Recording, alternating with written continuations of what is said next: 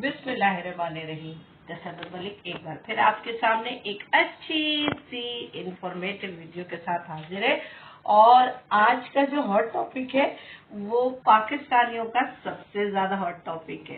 तो जनाब जल्दी से हम इस हॉट टॉपिक को कंटिन्यू करते हैं और इधर उधर की बातों में टाइम जाया आज नहीं करेंगे।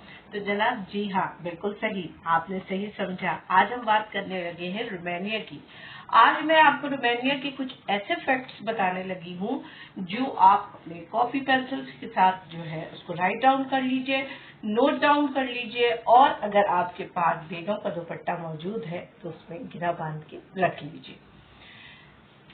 सबसे पहली बात, जिस चीज से मैं बहुत ज्यादा इरिटेट होती हूँ, क्योंकि जाहिर सी बात है हम जो है वो बहुत ज्यादातर लोगों के हर मसलों को सुनते हैं, समझते हैं, और इसके अलावा सिर्फ हमारे ऊपर ये जिम्मेदारी नहीं होती कि हम अपने ऑफिस का ही काम करें, उसके अलावा भी हमें बहुत सारे मैटर्स को लुक आफ्टर करना पड़ता है। किसी के डिस्प्यूट्स हो जाते हैं, किसी का जाली वीजा निकल आता है, तो भी हम उस पर काम करते हैं। तो अब बात आती है कि जी हमारे मुल्क में जो सबसे बड़ा अलमिया है, मैं बहुत सारे ग्रुपों में मौजूद हूँ और नहीं भी मौजूद हूँ तो मेरे बहुत सारे जो है वो IT के लोग हैं जो मुख्तलिफ ग्रुपों में मौजूद रहते हैं।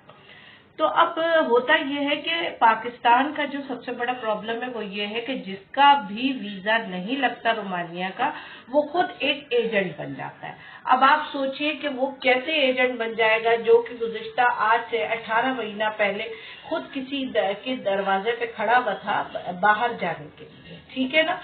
अब इस बात से बड़ी कंफ्यूजन पैदा हो जाती है, क्योंकि वो जो है बड़े बड़े कस्में उठाएगा, बड़े बड़े वादे करेगा, बड़े बड़ी वो दलील देगा, बड़े बड़े ऐसी हकाइक को पर्दापोश करने की कोशिश करेगा जिसका वहां कोई वजूद नहीं होता।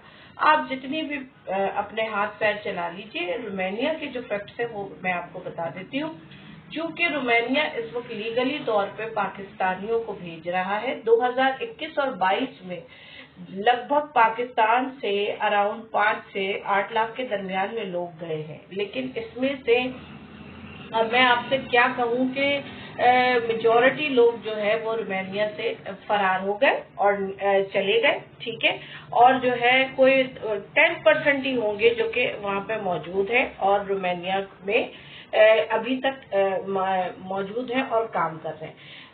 इन वजूहात की बिना पर पाकिस्तानियों का जो है वो ग्राफ बहुत खराब हो गया, क्योंकि इंडियंस, बंगाली, फिलिपिनो, इन लोगों की ये आदत नहीं होती कि वो जो है भाग जाएं और जो है वो इधर उधर रिपोर्ट हो जाए। निकलते वो भी हैं, बुरे लोग सब नस्ल कौमियत में होते हैं, ऐसा नहीं है कि मैं अपने पाकिस्तानियों का दिल तोड़ रही हूँ, बट चूंकि इंसान अपने बच्चों की तसी कराता है ना, तो बिल्कुल वही बात कहूंगी मैं कि हम तो अपनी तसी के लिए बैठे।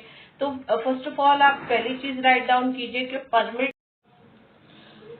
बात कर रहे हैं हम रोमानिया की। अब यहाँ हम जो पहली चीज आपको मेंशन कर दी कि आप 3 मंथ का ड्यूरेशन हुआ, फिर 3.5 मंथ का हुआ, अब लगभग कोई 4 मंथ लग जाते हैं वर्क परमिट आने के लिए। अब सवाल ये पैदा होता है कि जी वर्क परमिट आता है जी, वो फेक होता है जी, वो ओरिजिनल होता है, या उसका जो एक छोटा सा हिस्सा होता है उसके अंदर जो है वो हमें कैसे पता चले। तो देखिए जी, सबसे बड़ी बात की जो उसमें जो स्टैंप होती है और स्टैंप के अंदर वहाँ के इंस्पेक्टर जनरल की सिग्नेचर होती है, ठीक है। इंस्पेक्टर जनरल की जो सिग्नेचर होती है वो ओरिजिनल होती है, वो कोई आम आदमी कर नहीं सकता। बाकी यह है कि मेरा आप सबको यही मशवरा है कि जो लोग नहीं जा सके या जो लोग फेल हो गए हैं और उन्होंने मुताद्दद किस्म के जो है वो ग्रुप्स बना रखे हैं, बेसिकली उसमें कोई काम नहीं हो रहा। इसलिए उसमें कोई काम नहीं हो रहा क्योंकि उस ग्रुप के बिहाइंड द स्क्रीन में हर शख्स अपना मंजन बेचने की कोशिश कर रहा है, ठीक है। ये मैंने खुद एक्सप्लोर किया है अपने नाजरीन से फेस टू फेस बात करने के लिए और उनको ये इन्फॉर्मेशन देने के लिए। काम आज भी वही लोग कर रहे हैं जो कि रजिस्टर्ड हैं। विदाउट रजिस्ट्रेशन किसी और विदाउट ऑथेंटिसिटी के कोई शख्स आपका कैसे काम करेगा। यकीनन वो भी बाईपास कर रहा है, वो भी किसी तीसरे से काम करवा रहा है। سوچنے والی بات ہے نا. تو اور اس کے پاس تو کوئی ایسا اپنی شناخت نہیں ہے، تو پھر بات کہاں جاتی ہے؟ یعنی کام وہی بات ہو جاتی ہے کہ اس نے یہ ایک مجمع اکٹھا کرنے کے لیے، آپ سب کو مس گائڈ کرنے کے لیے، ایک شر پھیلانے کے لیے، جیسا کہ ہمارے یہاں ایک سوشل میڈیا پہ شر پھیلانے کی عادت ہے، بنا سوچے سمجھے اس اتھینٹیکیشن کو فارورڈ کرنے کی ایک سمپل سا پروسیجر ہے رومانیہ کا. رومانیہ کا مطلب یہ نہیں ہے کہ کوئی چاند پہ جانے کی بات ہو رہی ہے. جب بہت پرانی بات ہے، 2014-15 میں بالکل رومانیہ 6 لاکھ روپے میں ہو جاتا تھا، 5 لاکھ روپے میں ہو جاتا تھا. اس زمانے میں گورا پاکستان آتا تھا اور لوٹ میں اپنے ساتھ لوگوں کو لے جاتا تھا. پہلے بھی وہ کنسٹرکشن کے ہی مانگتے تھے لوگ، اور ابھی بھی وہ موسٹ پروبیبلی ہم سے کنسٹرکشن مانگتے ہیں. 2021-2022 انہوں نے ہم سے مانگے، بالکل ہمارے پاس، میرے اپنے پاس جو ہے، جن کے under the umbrella of Pakistan overseas employment جو کمپنیز نے ہمیں بھیجی تھی، اس میں ہاسپٹیلٹی بھی تھی اور جو ہے وہ ادر ویئر ہاؤس وغیرہ کی جابس بھی تھی، لیکن کبھی بھی وہ بلو کالر جاب نہیں آتی، وائٹ کالر جاب نہیں آتی ہے، ہمیشہ مزدوری آتی. میں نے ہمیشہ اپنے آپ کو سیف اینڈ سیکیور رکھنے کے لیے جرنل ورکر پہ کام کیا.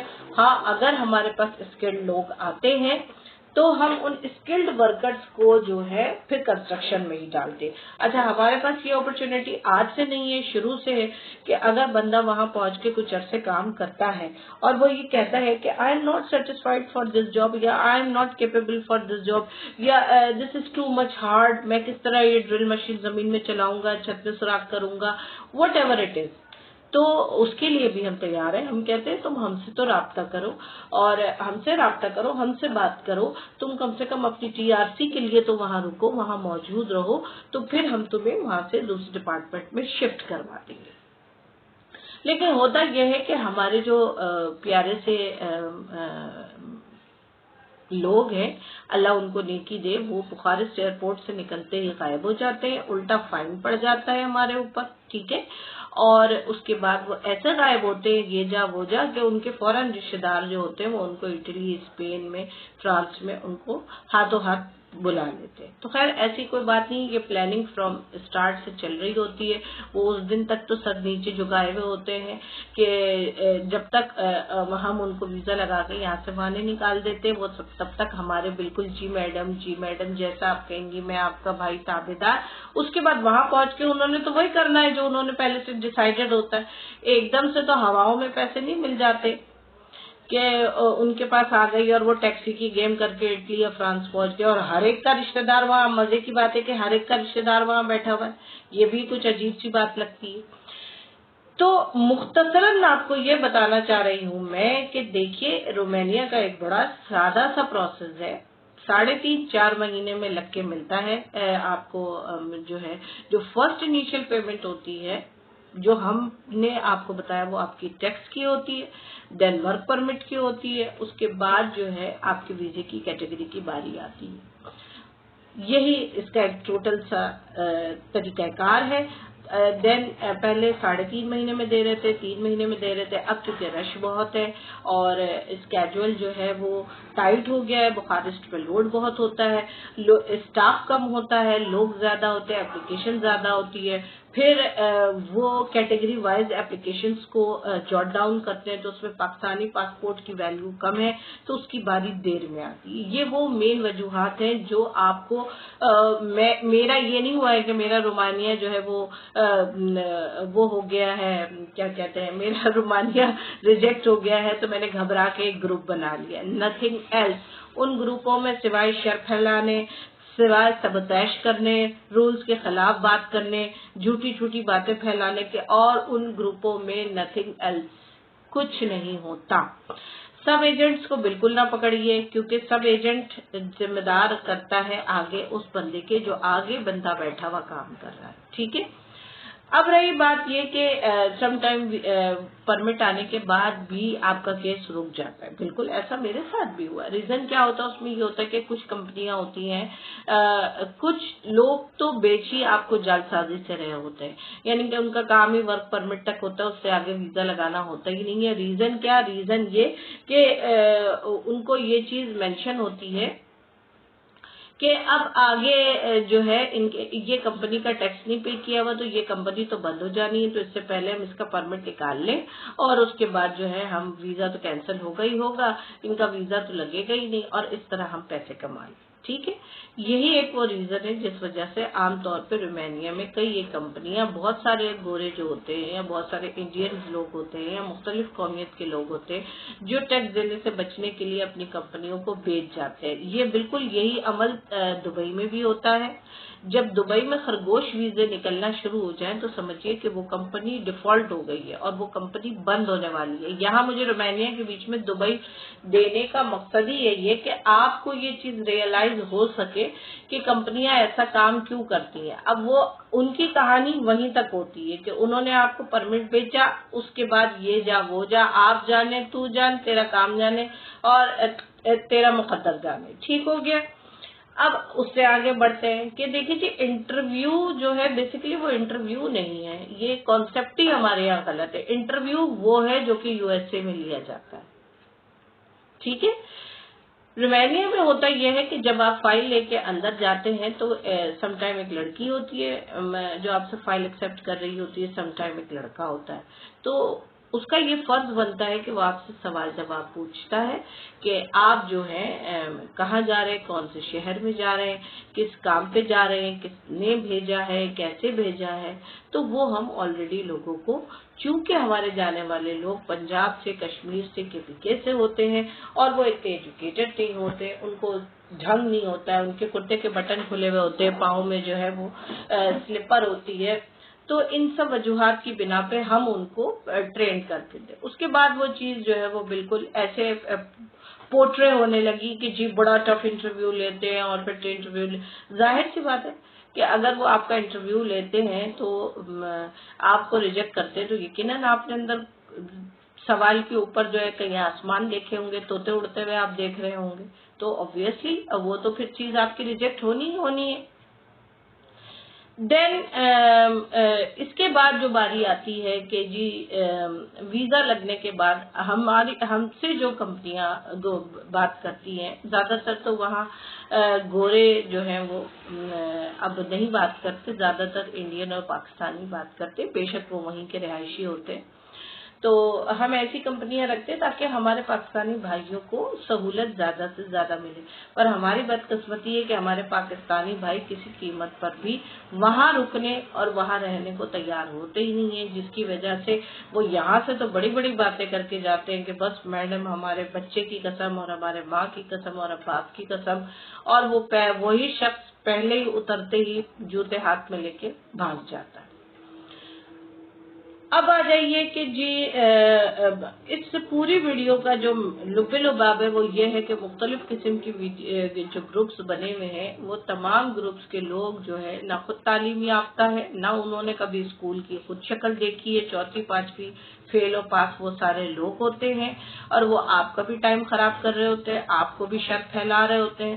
کبھی وہ رات کو اعلان کر دیتے ہیں رومانیہ شینجن میں نہیں آ رہا ہے، صبح اعلان کر دیتے ہیں رومانیہ شینجن میں آ رہا ہے۔ بھائی تم کون ہو؟ کیا ایمبیسی والا تمہارے گھر فون کر کے بتا رہا ہے؟ تو المختصر بہت ساری باتیں ہیں، نیکسٹ ویڈیو میں پھر کنٹینیو کروں گی کہ رومانیہ کے لیے آپ لوگ رابطے میں رہیے اور کوشش کیجئے کہ جس سے اپلائی کیا ہے بس اپنا فوکس اسی شخص کی طرف رکھیے۔ اب یہ آپ کا ایمان ہے کہ آپ کس پہ ٹرسٹ کرتے ہیں اور کس سے اپلائی کرتے ہیں۔ ٹھیک ہو گیا؟ باقی کسی ایسے فرسودہ بےہودہ بکواس قسم کی باتوں میں نہ آیا کیجیے کہ جی آج رات شینجن میں جا رہا، صبح شینجن میں جا رہا ہے اور نہیں جا رہا اور میں یہ کر لوں گا اور وہاں وہ ہو رہا ہے۔ بالکل اس کی رومانیہ میں گورنمنٹ نے تنخواہ بڑھائی ہے، بالکل تنخواہ بڑھی ہے تو اچھی بات ہے۔ پہلے جو مطلب ہم یورو میں آپ کو بتاتے تھے کہ 550 یورو سے سٹارٹنگ ہے، اب ہم آپ کو یہی بتائیں گے کہ جی 650 700 یورو سے سٹارٹنگ ہے۔ وہاں کی کرنسی جو وہ ہے لوکل کرنسی ہے، وہ بے شک آپ کو اسی پہ تنخواہ دیں، ہمیں اس سے کوئی غرض نہیں ہے، لیکن ہم آپ سے جب لین دین بھی اوریجنل یورو میں کرتے ہیں تو ہمارا فرض بنتا ہے پھر ہم آپ کو اس میں بتائیں گے۔